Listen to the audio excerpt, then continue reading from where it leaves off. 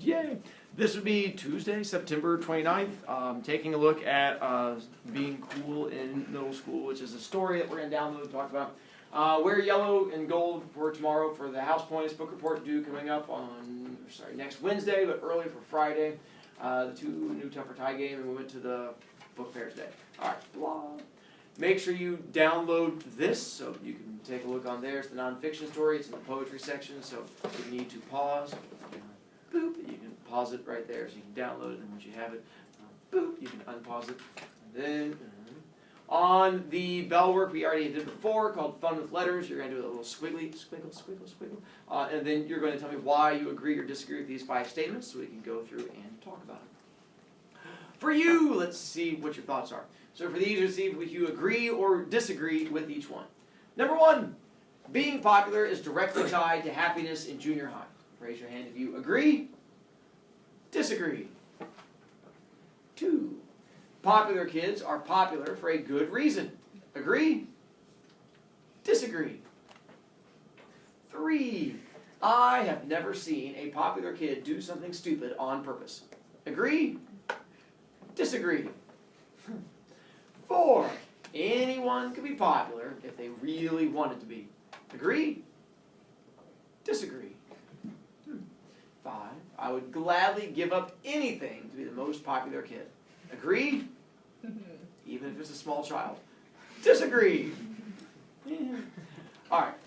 Keeping that in mind and where your thoughts lie, we're going to take a look at a nonfiction story I found. It was interesting and it piqued my interest because junior high and popularity. Scientists studied junior high kids for 10 years. They stuck with one group of kids as they went from age 13 all the way up to age 23. And they figured out which kids were popular in junior high going off of interviews with the kids in the school and stuff like that. And they followed what happened to the kids who were popular and unpopular and stuff like that to sort of figure out how their lives changed in high school all the way up into college. And it was interesting results that they got. Bailey? Did they agree to that? Yeah. They wouldn't just creepily just sit behind kids. They had to go in there, then you had to sign up and be like, I agree to be studied for science. And then they would go through there and study you. So we're going to take a look at the story that says, being cool in middle school is not good for your future. For those who reign in middle school hallways, it does not get better, according to a recent study. Big word real quick. Reign, R-E-I-G-N. That's not rain or rain. But what does R-E-I-G-N mean as far as reign? Levi? Rule. Yeah. I reign this classroom. And I'm always worried about students who think they can reign this classroom, hence the student uprising. And that is why I feel the need to beat you whenever you come near me, for the fact that it might happen. So that is the idea of reign. But here the idea is saying that if you rule in junior high, that is not good. Researchers from the University of Virginia looked at the life outcomes for those who are considered popular in middle school. Those who are more likely to engage in adult behaviors at a young age, and found they were less likely to have healthy relationships 10 years later or to have found success. So if you were popular in junior high, apparently it does not translate well to later in life. That's the theory that they put forth into the story. The study followed 184 adolescents from communities in the southeastern region of the country, starting when they were 13 and ending at 23. Through a series of interviews and surveys, the researchers found that the cool kids in middle school were more likely to have engaged in romantic behavior at young ages, participated in delinquent activity, and picked friends based on their levels of physical attractiveness. So when they did the interviewing, they found out that the kids who were considered popular, 3 things they discovered were happening quite often. 1, at earlier ages than other kids, they were involved in romantic behavior. What's romantic behavior? Toddy? Yeah, or just, liking someone. Or, for the more extreme versions, hand-holding. And then for those of you who like to get explicit, hand-holding with finger interweaving. But that's not till you get much older. And apparently it was starting at much younger ages. And then it said they also participated in delinquent activity, like finger hand-holding. Yes, that would be considered delinquent activity. But delinquent activity goes elsewhere. What else? What would be a more broad definition of delinquents? my weekend activity? You horrible children. Michael? Vandalism? Yeah, so anything that's basically breaking the law and doing the bad stuff would be considered a delinquent. It doesn't just have to be vandalism, it's also sneaking out of the house, drinking, going around and driving a car when you're 13. Stuff that you're like, oh, that's not good. Yeah, that would be delinquent. Anything that if you were afraid if you were to tell your parents, they would just slap you like, hey mom, that means you're a delinquent. And the last part, and my favorite, the popular kids picked friends based on their levels of physical attractiveness. Meaning it didn't matter what kind of person you were, but they picked their friends based on what? Looks. Yeah, their looks. And so the more popular you were, the more likely you were to pick your friends on how hot they were. And I was like, with 2 T's, not 1 T. Yes, correct. You seem really worked up by that, but yes. However, by high school, their peers were less impressed by such behavior, and the popularity of cool middle school kids tended to fade. You guys know what peers are, right? P-E-E-R-S? Kids your age, not peers like the thing you take a long walk off. Because take a long walk off a short pier. When you tell someone to get lost, a short pier. That's a wasted insult. Years later, the study found that the kids who were popular in middle school were also more likely to have engaged in criminal behavior and had more trouble managing their social relationships. In other words, the more popular you are in junior high, the more likely you are to become a criminal. So the popularity line goes right along with the you're going to be a criminal line. So just things to keep it. Science! It appears that while so-called cool teens' behavior might have been linked to early popularity, over time, these teens needed more and more extreme behaviors to try to appear cool, at least to a subgroup of other teens. Study author Dr. Joseph blah, blah, blah, blah, blah, blah, blah said. So, they became involved in more serious criminal behavior and alcohol and drug use as adolescence progressed.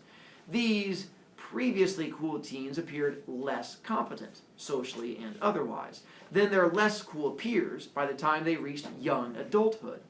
Allen elaborated on these developmental struggles in the New York Times. They, the formerly cool kids, are doing more extreme things to try to act cool. Bragging about drinking 3 6-packs on a Saturday night, they're still living in their middle school world. Basically, not all popularity is the same, because I had kids bring this up before. Some kids are popular because they're just nice people and everyone likes them. That's not what they're talking about here. They're referring to number 3. When you have those kids who become popular because they try to do the stupid stuff, they're like, look at me, I'm an idiot, whee! And then the kids laugh at them like, you're entertaining. They're like, that's the same thing as being popular. And apparently, in order to continue being popular, you have to keep raising your idiot level because people are no longer going to be entertained by you. It's like drug use. And the idea that if you take drugs, you start off, back up, if you have caffeine, the first time you drank Mountain Dew, and you're like, glub, glub, glub, and you just start spazzing, like twitching. But now, you drink 1 Mountain Dew, and you're like, oh, nothing. And like you just, like 5, 6, 7, oh, that's the good stuff. And so, as you keep going, you build up a tolerance to caffeine. It happens with any drug. It's why people end up overdosing on drugs, is because it takes more and more to get that same high. Same thing happens apparently with idiots. Apparently, being an idiot is like a drug. And you're like, oh, I'm going to poke this kid during class. Kids giggle. They like me. Ha, ha, ha. The next you're like, poke, poke. No one's giggling. Poke, slap. Oh, they got him. And the next you're like, poke, poke, slap. Nothing.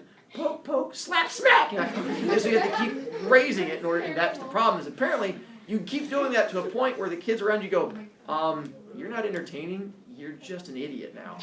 And so that's where they figured out that apparently it keeps going. And the kids who rely on number 3 to stay popular, it does not work out well.